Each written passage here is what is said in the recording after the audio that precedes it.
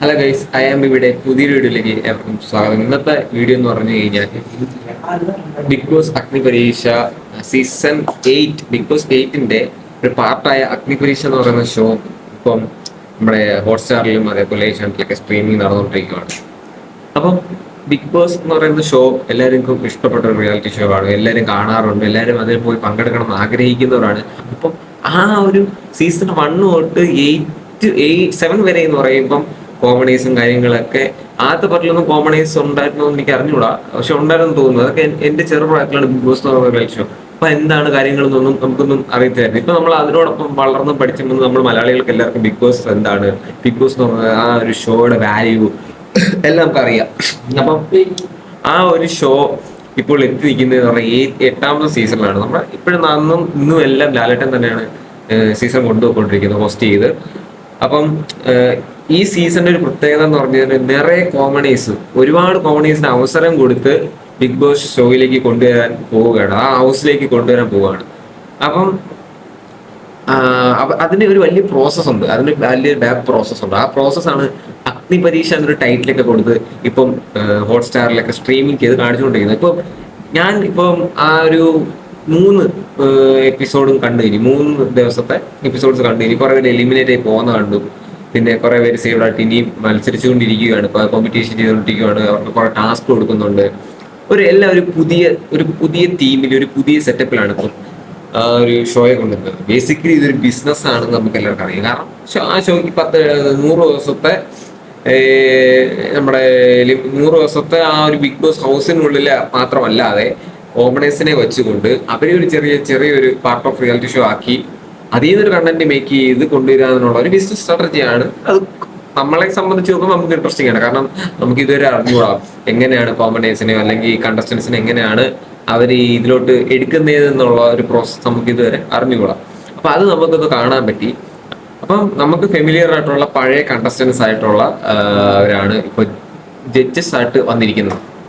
അപ്പോൾ ഒരുപാട് യൂട്യൂബിലും അതേപോലെ സോഷ്യൽ മീഡിയ പ്ലാറ്റ്ഫോംസിലെല്ലാം ഇപ്പോൾ ടോക്ക് നടക്കുന്നുണ്ട്, ഈ ജഡ്ജസ് ഒന്നും പോരാ, ഇവര് നല്ല അറിയാവുന്ന ആൾക്കാരെ കൊണ്ടിരുത്തണ്ടേ, അതേപോലെ ഇവരൊക്കെ കോമണേഴ്സ് ആണോ, ഇവർ കോമണേഴ്സിനെ കാണാൻ ഒരു കോമഡേഴ്സിന്റെ ലുക്ക് അല്ലല്ലോ എന്നൊക്കെ പറഞ്ഞ ഒരുപാട് രീതിയിലുള്ള ടോക്ക് നടക്കുന്നുണ്ട്. അതേപോലെ ഈ എലിമിനേറ്റ് ആയവരുണ്ടല്ലോ, ഇപ്പൊ നമ്മൾ പ്രസന്റ് കണ്ടുപിടിക്കുന്നത് വെച്ചാൽ ഈ 40 പേരാണ് ഇപ്പൊ സെലക്ട് ചെയ്തിരിക്കുന്നത്. 40 പേരും എന്തായാലും ഹൗസിനുള്ളിൽ പോകത്തില്ല കോമഡേഴ്സ് ആയിട്ട്. അതിൽ നിന്ന് വിരലിൽ എണ്ണാവുന്ന കുറച്ച് പേരായിരിക്കും പോകുന്നത്. അപ്പം അതുവരെയുള്ള ഒരു പ്രോസസ്സാണ് നമ്മൾ കണ്ടുകൊണ്ടിരിക്കുന്നത് അഗ്നിപരീക്ഷ എന്ന് പറയുന്ന ആ ഒരു ടൈറ്റിലൊക്കെ വെച്ച്. അപ്പൊ ആ ഒരു ടൈറ്റിലൊക്കെ വെച്ച് നടന്നുകൊണ്ടിരിക്കുമ്പോൾ ഞാൻ പറഞ്ഞു ഓക്കെ, ടൈറ്റിലൊക്കെ വെച്ച് നടന്നുകൊണ്ടിരിക്കുന്നത് ആ ഒരു കണ്ടന്റില് ഈ ആൾക്കാരെയും എല്ലാരെയും വന്ന് എലിമിനേറ്റ് ആയവര് വന്ന് യൂട്യൂബിലും അവരുടെ ഇൻസ്റ്റാഗ്രാം പേജിലൊക്കെ ഈ ഷോയെ കുറിച്ച് കുറ്റം പറയുന്നു.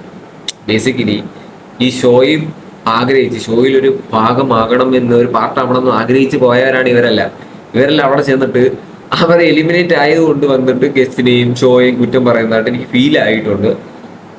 അപ്പം ഒരു വ്യൂവർ എന്ന നിലയിൽ, റിവ്യൂവർ എന്ന നിലയിൽ എനിക്കത് ഫീലായി. അപ്പൊ അതുപോലെ പലർക്കും ഫീൽ ആവുന്നുണ്ട്. ഇവര് എലിമിനേറ്റ് ആയത് ഇവരുടെ കുഴപ്പം കൊണ്ട് മാത്രമായിരിക്കത്തില്ല, ഒരുപാട് റീസൺസ് ഉണ്ടാകും. അത് അതിന്റെ ബാക്ക് ബേസിക്കലി നമ്മളിപ്പോ TV കാണുന്നത് അല്ലെങ്കിൽ ഷോയിൽ കാണുന്ന ആ ഒരു ആൾക്കാരും അതേപോലെ ഈ 3 ജഡ്ജസ് ആണുള്ളത്, 3 ജഡ്ജസ് ഒരു ആങ്കർ, ഇവര് 3-4 പേരല്ലേ തീരുമാനം മൊത്തം എടുക്കുന്നത്. ഇതിന്റെ ബാക്കിൽ ഇവരുടെ ഈ ഇൻഹിയറിലൂടെ ഇവർക്ക് ഓരോ കാര്യങ്ങൾ പറയുന്നുണ്ട്. അവരാണ് ഇതിന്റെ തീരുമാനങ്ങളും കാര്യങ്ങളും എല്ലാം എടുക്കുന്നത്. അപ്പം ഇവർക്ക് കൊടുക്കുന്നവരൊക്കെ ഒരു സ്ക്രിപ്റ്റ് അല്ലെങ്കിൽ ഒരു എങ്ങനെയാണ് ഇതിനെ ഈ ഷോയെ കൊണ്ടുപോകേണ്ടതെന്ന് ഒരു സംഭവം കൊടുക്കുന്നുണ്ട്. ഇവരെ എന്തിനാണ് കൊണ്ടിരുത്തിക്കുന്നത് വെച്ച് കഴിഞ്ഞാൽ ഇവർ നമുക്ക് ഫെമിലിയർ ആണ്, ഇവരുടെ മുഖം നമുക്ക് ഫെമിലിയർ ആണ്. അതുകൊണ്ടാണ് ഇവരെ ഈ ഗസ്റ്റുകളെ കൊണ്ടിരുത്തിയിരിക്കുന്നത്. മനസ്സിലായോ? അതും ചിന്തിക്കുക, വേറെ ഒന്നുമല്ല. ഇത് അവരെ കൊണ്ട് ആ പഴയ കണ്ടസ്റ്റൻസിന് ഗസ്റ്റായിട്ട് കൊണ്ടിരുത്തിയിട്ടുണ്ടെങ്കിൽ അവരെല്ലാം നമുക്ക് ഫെമിലിയർ ആണ്, നമുക്ക് അവരെ കണ്ട് പരിചയമുണ്ട്. പുതിയതായിട്ട് കുറെ പേരെ കൊണ്ട് അവർ ഗസ്റ്റായിട്ട് എത്തി കഴിഞ്ഞാൽ നമുക്ക് യോജിച്ചു പോകാൻ പറ്റും. നമുക്ക് എങ്ങനെ ആ ഷോ ഇതാവുന്നത്, നമുക്ക് കുറച്ചും കൂടെ ആ ഷോയുമായിട്ടുള്ള ഒരു പുതിയൊരു ഷോയാണ് അഗ്നിപരീക്ഷ. അപ്പൊ അതുമായിട്ടുള്ള ഒരു അട്രാക്ഷൻ കൊണ്ടുവരാനായിരിക്കും അവരെങ്ങനെ സ്ട്രാറ്റജി മേക്ക് ചെയ്തിരിക്കുന്നത്. അതേപോലെ ഈ കണ്ടസ്റ്റൻസ് ചെയ്യുന്ന എല്ലാ കാര്യങ്ങളും, ഈ കണ്ടസ്റ്റൻസ് 40-ന് മുകളിലുള്ള ആൾക്കാരാണല്ലോ ഈ ഷോയിൽ വന്നത്. ഇപ്പം 40 എന്ന് പറയുമ്പം 40-ൽ 100-1000 ഒക്കെ ആൾക്കാര് മൈജി വഴിയും അല്ലാതെ ഒരുപാട് രീതിയിൽ അപ്ലൈ ചെയ്തിട്ടായിരിക്കും 40 പേരെ സോർട്ട് ഔട്ട് ചെയ്തെടുത്തത്. അപ്പൊ ഈ 40 പേരിൽ ഇവരെ എത്തിച്ച പ്രോസസ് നമുക്ക് അറിഞ്ഞുകൂടാ. 40 പേരിലേക്ക് എങ്ങനെ ചുരുക്കി എന്നുള്ള പ്രോസസ് അത് വേറെ ജഡ്ജസ് കാര്യങ്ങൾ ചെയ്ത്. അതേപോലെ ബിഗ് ബോസിന് ടീമുണ്ട്. ആ ടീമാണ് ഇവരെയും കൺട്രോൾ ചെയ്യുന്നത്. ജഡ്ജസിനെയും കൺട്രോൾ ചെയ്യുന്നത്. ജഡ്ജസിന് പിന്നെ ഒരു ഓൺ ഫ്രീഡം ഉണ്ടായിരിക്കും. അവർ ജഡ്ജസ് ആണ്, അവർ ഓൾറെഡി ഈ ഷോയിൽ പോയി പരിചയമുള്ളവരാണ്.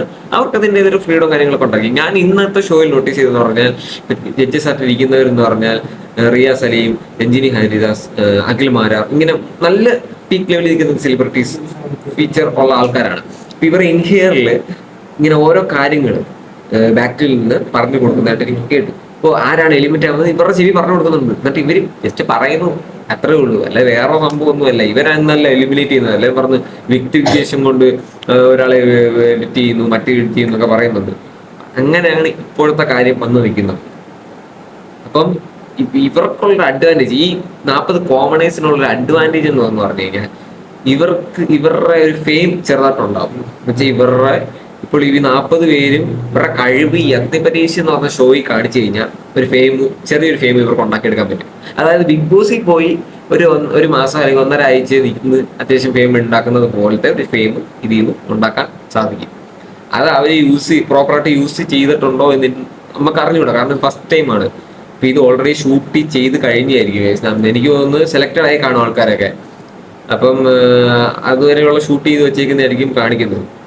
അപ്പം ഈ ഒരു ഷോയ്ക്ക് നെഗറ്റീവും ഉണ്ട്, അതേപോലെ പോസിറ്റീവ്സും ഉണ്ട്. നമുക്ക് എല്ലാ ഷോയ്ക്കും ഉള്ളതുപോലെ തന്നെ.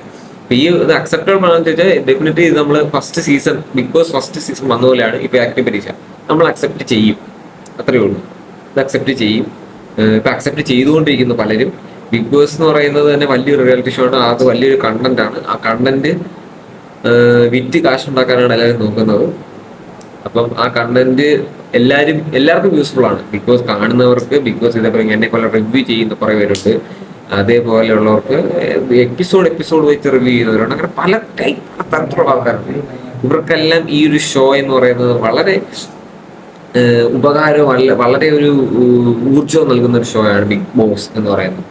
അപ്പൊ ബിഗ് ബോസ് എന്ന് പറയുന്ന ഷോയിൽ ഈ അഗ്നിപരീക്ഷ എപ്പിസോഡ് ഇങ്ങനെ ത്രൂഔട്ട് പോട്ടെ, അർഹതയുള്ളവര് അതിൽ കയറിപ്പെട്ടിട്ട് ആ ഹൗസിൽ കയറുമ്പോൾ അവർക്കറിയാം അവരുടെ കോമ്പറ്റീറ്റ് ചെയ്യാൻ വരുന്നവർ പല കാറ്റഗറികളുള്ളവരാണ്. സിനിമ, സീരിയൽ, അതേപോലെ പല കൊമേഡിയൻ, പല മേഖലയിൽ കഴിവ് തെളിയിച്ച വളരെ എക്സ്പീരിയൻസ് ഉള്ള ക്യാമറ ഫിഗേഴ്സ് ഒന്നും ഇല്ല, ഫ്രഷേഴ്സ് ആണ്. ഫ്രഷേഴ്സ് അല്ല, വളരെ എക്സ്പീരിയൻസ് ഉണ്ട്. അവർ കൂടാണ് ഈ ഫ്രഷേഴ്സ് ആയിട്ടുള്ളവർ മൊബൈലിൽ ഫോട്ടോ എടുത്ത് ജസ്റ്റ് ഉള്ളിലൊരു ധൈര്യമുണ്ട്, എനിക്ക് ചെയ്യാൻ പറ്റും, ആ ധൈര്യം കൊണ്ട് ഇങ്ങനെ പോകുന്നവർ. അപ്പൊ അവർക്ക് ട്രെയിനിങ്ങും കൂടാണ് ഈ ഒരു അഗ്നിപരീക്ഷ എന്ന് പറഞ്ഞ ഷോ. പിന്നെ ജഡ്ജസിനെ കുറിച്ച് പറയണം. ഈ ജഡ്ജസിനെ കുറിച്ച് എനിക്ക് പ്രത്യേകിച്ച് ഒന്നും പറയാൻ, ഞാൻ ഓൾറെഡി പറഞ്ഞു എനിക്ക് എന്താണ് ഈ ജഡ്ജസ്, എന്താണ് അവർ ഡ്യൂട്ടി എനിക്ക് മനസ്സിലായി. അതുകൊണ്ട് എനിക്ക് അവരെ കുറിച്ച് കുറ്റമൊന്നും പറയാനുണ്ട് എനിക്ക് തോന്നുന്നില്ല. അവരുടെ ബാക്കിൽ നിന്ന് വരുന്ന ഒരു കാര്യങ്ങളൊക്കെയാണ് ഇവർ ത്രൂ പോകുന്നത് ഫ്രണ്ടിലോട്ട്. അല്ലാതെ നമ്മുടെ റിയാലിറ്റി ഷോ, മ്യൂസിക് ഷോ ഒക്കെ പോലെ ഒന്നും അല്ല. മ്യൂസിക് ഷോയിൽ ഗസ്റ്റ് ഒക്കെ വന്നിരുന്നിട്ട് പറയുന്ന പോലെ ഒന്നും അല്ല കാര്യങ്ങള്.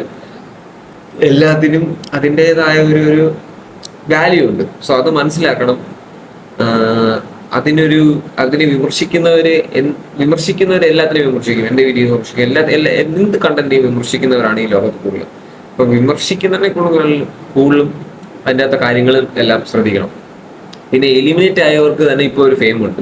ഇപ്പൊ എന്നുവെച്ചാൽ 2-3 എപ്പിസോഡിനുള്ളിൽ കുറച്ചൊരു എലിമിനേറ്റ് ആയി. ഈ എലിമിനേറ്റ് ആയവർക്ക് തന്നെ ഇഷ്ടം പോലെ ഫെയിം ആയിട്ടുണ്ട്. കാരണം ആ എലിമിനേറ്റ് ആയവർ അത്രയും കഴിവ് കാണിച്ചുകൊണ്ടാണ് അവർ ഇത്ര ദിവസങ്ങളിൽ അവർക്ക് എന്താ കാണിക്കാൻ പറ്റില്ല അത് മൊത്തം അവർ കാണിക്കുന്നുണ്ടായതുകൊണ്ടാണ് അവർക്കൊരു ഫെയിം കിട്ടിയിട്ടുള്ളത്. അതേപോലെ ഫസ്റ്റ് എപ്പിസോഡിൽ തന്നെ നല്ലൊരു എന്തായാലും പൂജ എന്ന് പറയുന്ന ഒരു കണ്ടസ്റ്റന്റ് നല്ല സൂപ്പറായിരുന്നു. അവരെന്ന് പറഞ്ഞു കഴിഞ്ഞാൽ ജഡ്ജസിന്റെയും എല്ലാവരുടെയും ക്യാമറ 40 പേരിൽ നിന്ന് വ്യത്യസ്തമായ ക്യാമറ അവരുടെ ഫേസിലേക്ക് മാത്രം ഫോക്കസ് ചെയ്ത് നിന്നു. ആ ഫോക്കസ് ആണ് നിങ്ങൾ സൃഷ്ടിച്ചെടുക്കേണ്ടത്. ബിഗ് ബോസ് പോവുക എന്ന് പറയുന്നത് അത്ര ഈസി ജോബൊന്നുമല്ല. ഇവിടം വരെ എത്തുക എന്ന് പറയുന്നതിന് ഭയങ്കര ഒരു ടാസ്ക് ആണ്. അതേപോലെ ഇന്നലെ ഫസ്റ്റ് എലിമിനേറ്റ് ആയ ഒരാളുണ്ട്, ബിജു എന്നാണ് പറയുന്നത്. പുള്ളി മേക്കപ്പ് ആർട്ടിസ്റ്റ് ആണ്. അയാൾ കയറി അയാളെ സംസാര രീതിയും ആ ഒരു വ്യക്തിത്വവും ഒക്കെ കണ്ടപ്പോൾ ചെറിയൊരു, പക്ഷെ അയാൾക്കൊന്നും അത് ചെയ്യാൻ പറ്റുന്നില്ല. അയാൾ ഏജ് ഗ്രൂപ്പിലുള്ളവരൊന്നും അല്ല, വേറെ പല ഏജ് ഗ്രൂപ്പിലുള്ളവരാ, അയാൾക്കൊന്നും ചെയ്യാൻ പറ്റുന്നില്ല. അയാൾ ബേസിക്കലി എലിമിനേറ്റ് ആയി. അയാളുടെ ആ ഒരു സ്കിൽലെസ് കുറവുണ്ട്, ഒരു എക്സ്പീരിയൻസ് കുറവുണ്ട്, അയാൾ എലിമിനേറ്റ് ആയി. പക്ഷെ എലിമിനേറ്റ് ആയപ്പോൾ അയാളുടെ എലിമിനേറ്റ് ആവുന്ന ടൈമിൽ ആ പുള്ളി കാണിച്ച കുറച്ച് കാര്യങ്ങൾ അത് ഓഡിയൻസിനെ അട്രാക്ട് ചെയ്യിപ്പിച്ചു. അത് പുള്ളി ചിലപ്പം അതിന് മുമ്പേ ചെയ്തിരുന്നെങ്കിൽ, ടാസ്കുകളിലൊക്കെ ചെയ്തിരുന്നെങ്കിൽ, ഇവര് ടാസ്ക് ബേസ് ചെയ്തൊന്നുമല്ല കാര്യങ്ങളൊന്നും പോകുന്നത്, ജസ്റ്റ് ഒരുമാതിരി ഒരു ഓളം തളത്തിൽ അങ്ങ് പോകുന്നതേ ഉള്ളൂ. എനിക്ക് തോന്നുന്നു ടാസ്കും കാര്യങ്ങളൊക്കെ ബേസ് ചെയ്ത് എല്ലാം ഒന്ന് ഫോക്കസ് ആയി വരുന്നത് ഫൈനൽ 10 പേരിലോ 15 പേരിലോ ഒക്കെ ആയിരിക്കും. അപ്പം ഈ ബിജു എന്ന് പറഞ്ഞ ആളുടെ കാര്യം ഇതായിരുന്നു. അവര് പുള്ളി കാണിച്ചത് 1-2 എപ്പിസോഡിലൊക്കെ ആദ്യമൊക്കെ സംഭവത്തിലൊക്കെ കാണിച്ചിരുന്നെങ്കിൽ ഡെഫിനറ്റ്ലി പുള്ളി നിലനിൽക്കുന്നത്. കാരണം പുള്ളി ഒരു ബിഗ് ബോസ് മെറ്റീരിയലാണ്. പുള്ളിക്ക് ബിഗ് ബോസിൽ കയറിയ കുറെയൊക്കെ എന്തെങ്കിലും കാണിക്കാൻ പറ്റും. പക്ഷെ പുള്ളി അത് തെളിയിച്ചത് അവസാനമാണ്. എലിമിനേറ്റ് ആയെന്ന് പറഞ്ഞതിന് ശേഷമാണ് കൂടെ നിൽക്കുന്നവർ പറയാം, എന്നെ തുടരരുത്, ഇനി എന്നെ നിങ്ങൾ ആരും തുടരുത്, ഇനി നിങ്ങൾ ഞാൻ ഈ ബിഗ് ബോസിലോട്ട് വരാനുള്ള വാതിലാണ് എന്നെ അടഞ്ഞ്. അതൊക്കെ പറയുന്ന കേൾക്കുമ്പോഴേ നമുക്ക് ഒരു ബിഗ് ബോസിൽ സാധാരണ ആൾക്കാർ കാണുന്ന പോലെ. അപ്പം ഇതൊക്കെയാണ് ബിഗ് ബോസ് അഗ്നിപരീക്ഷ എന്ന് പറഞ്ഞ ഇപ്പോഴത്തെ ഷോയെ കുറിച്ച് എനിക്ക് പറയാനുള്ളത്. കണ്ടിട്ട് വിലയിരുത്തി എന്നിൽ വിലയിരുത്തിയ കാര്യങ്ങളാണ് ഇതെല്ലാം. അപ്പം വീഡിയോ ഇഷ്ടപ്പെട്ടാൽ എൻ്റെ ചാനൽ സബ്സ്ക്രൈബ് ചെയ്യുക. പുതിയ വീഡിയോസ് കാണാനായി സബ്സ്ക്രൈബ് ചെയ്ത് ബെൽ ബട്ടൺ ക്ലിക്ക് ചെയ്യുക. ഇതേപോലെ റിവ്യൂ കാര്യങ്ങളൊക്കെ ഞാൻ എഴുതിയിരിക്കും. ഞാൻ ഇതിനു മുമ്പേ കുറച്ച് റിവ്യൂ കാര്യങ്ങളൊക്കെ ഇട്ടു. റിവ്യൂ അല്ല, അതെനിക്ക് ഓൺ ഒപ്പീനിയൻ ആയത്. എനിക്ക് യൂട്യൂബ് പ്ലാറ്റ്ഫോം ഉണ്ടായതുകൊണ്ട്, യൂട്യൂബ് ചാനൽ ഉണ്ടായത്, അതിൽ പറയണമെന്ന് തോന്നിയ കാര്യമാണ് ഞാൻ നേരത്തെ പറഞ്ഞിട്ടുള്ളത്. ഇതേപോലെ അത്യാവശ്യം എനിക്ക് പറയണമെന്ന് തോന്നുന്ന കാര്യങ്ങളായിരിക്കും എൻ്റെ ചാനലിലൂടെ ഞാൻ പറയുന്നത്. അതുകൊണ്ട് സബ്സ്ക്രൈബ് ചെയ്ത് ബെൽ ബട്ടൺ ക്ലിക്ക് ചെയ്തിട്ട് കഴിഞ്ഞാൽ എനിക്ക് നിങ്ങളുടെ വീഡിയോസ്, എൻ്റെ വീഡിയോസ് എല്ലാം നിങ്ങളുടെ ഫോണിലേക്ക് എത്തിച്ചേരുന്നതായിരിക്കും. ഇതൊന്നും ഇപ്പോൾ പറയേണ്ട കാര്യങ്ങളില്ല, എല്ലാവർക്കും അറിയുന്നത് തന്നെയാണ്. അതുകൊണ്ട് എന്നെ സപ്പോർട്ട് ചെയ്യാൻ മാക്സിമം. എനിക്ക് ഞാനും ഇതേപോലെ ഒരു പുതിയ ആളാണ്, ഒരു ഫ്രഷറാണ്. സോഷ്യൽ മീഡിയാസിലൊക്കെ ഇൻഫ്ലുവൻസ് ചെയ്ത് വലിയൊരു ഇൻഫ്ലുവൻസർ ആവണമെന്നാണ് എൻ്റെ ഒരു aim. So support me, like me, share me. എൻ്റെ വീഡിയോസ് ഷെയർ ചെയ്യുക, സപ്പോർട്ട് ചെയ്യുക. ഓക്കെ, പുതിയ വീഡിയോസായി അടുത്ത വരുന്നേക്കും. ബൈ.